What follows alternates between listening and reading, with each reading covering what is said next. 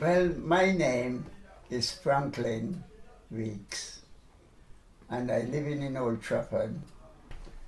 First question, I suppose, for me, Franklyn. Tell me, when did you decide to come to England? Well, I decided to come to England 1958, Okay. but put everything together. I came over 1959. Okay. And when I came here, it was the 16th of September, 1959. You arrived, I believe, at Southampton. Yes, When you got off the ship, yes. what did you think? Well, I did look a bit amazing, because I didn't know what I saw. I saw so many smoke coming out of the houses, but I thought they all was factories. I says to my mate who was with me, I said we shouldn't have no problem getting a job because we have a lot of factories in England.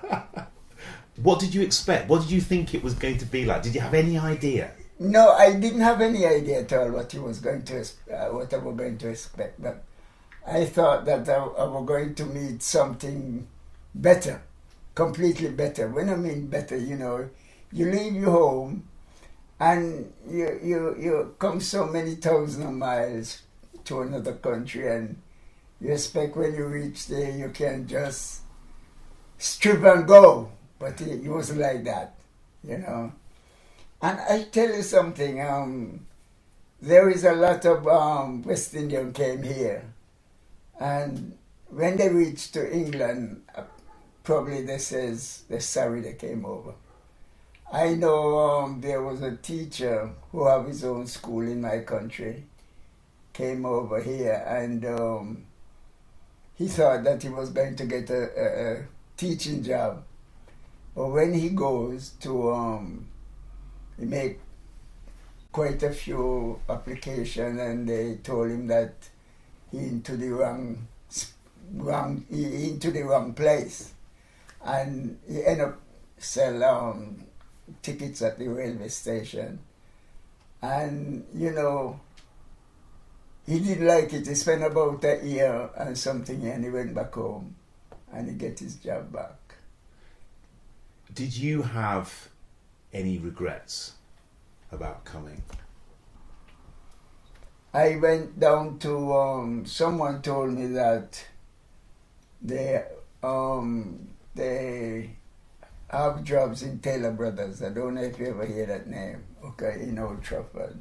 And when I go there, rang the bell, there was this bloke came out, young white lad, and he says to me, we do not taking on any more blacks today. And he closed the door back, and that was one of my worst day in England. And when I went out, the bloke or they still who told me that they taking on people there. And I told him what the lad said. And he went in and he says, you get a job, well, you got to be glad you get a job. Why? We don't want no more blacks here. And, when I came home, I says, why he used that word to me, because, he could have just said there is no more vacancy. Instead, and that was very bad. When you heard language like that, did that make you think, I don't know if I can stay here, I might have to go back home? Did you think like that, or did it make you feel more determined that you were going to make it here? Well, I decided I'm going to make it here, and I decide that I have to have friends, and friends does put you in your right track at times. And other friend get a job at Turner's Asbestos for me, and I stayed here 6 months because there's a very bad place to work. So I get a job at Dunlop's, and I stayed here for 39 years. And Dunlop just used to be on Cambridge Street. And I used to get along there very, very good with it. And what about socialising? What about going out to dance or going out for a drink or going out? How was that an easy thing to do? Was that difficult? Was that... Well, it was very difficult if you're going to a party where more white people is. Because you see, sometimes they stop do what they have to do and keep their eye on you. You know, like they never seen a black person before. And, you know, I tell you, one Sunday, there was a white girl who was living in the house that I was living in too, at Beresford Street. And the landlord did have a sister in Birmingham. So we all decided to go over there. It was a summer Sunday. And before we go by the landlord's sister, we went into a pub and we have a drink. And the landlord, he went and bought about, well, four of us, and he bought 4 drinks. And when we sat around the table, this bloke was at the bar having his drink, and he keep watching us. And he came over and he turned the table over with the drink, said, "We're not welcome." Yeah, turn over the table in the pub, you know, turn it over. So just tipped it up? Yeah. And said, "Leave. We're not welcome, we must leave." So what did you do? Well, that time I only have 1 week. 1 week and 3 days in England. So, you know, I frightened about it. I didn't do anything. And those days, you know, he was over here a long time. So, you know. And 2 of them get up and want to, 2 of my colleagues get up and want to fight, you know. And the landlord for the pub came over and says he's sorry about it, and he brought the drinks back and get the bloke outside, tell him to go, tell the bloke who turned over the table to go, leave. To leave, yes. Would you say, let me just interrupt you then, would you say you are a West Indian man, or would you say you are a British man? Lord of mercy. Well, you know, Tony, if you interview 100 West Indian now, I don't think they will say there is Englishman. They'll still say they are West Indian. Okay. Even our young, I notice a lot of the youngsters then born here and who never go back in the West Indies. If you ask them where their home is, they tell you West Indies, and they don't know nothing about West Indies.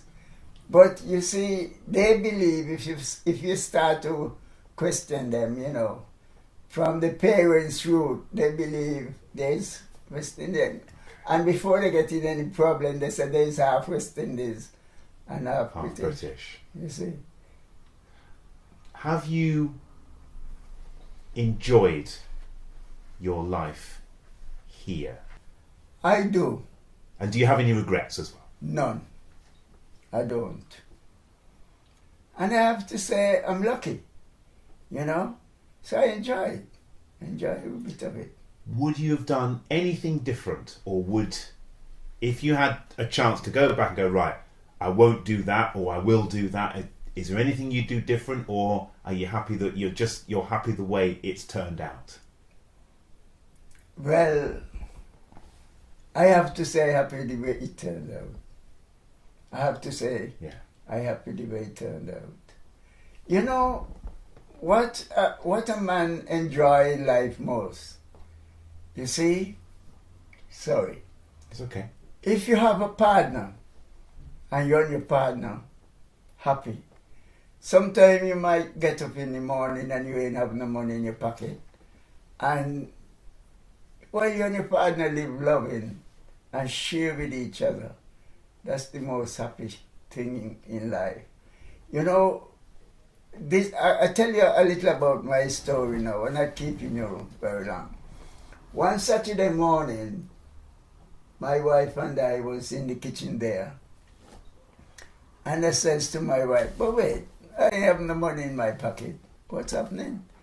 So she left the gas cooker and it came to me. And she says to me, What you worry about money for?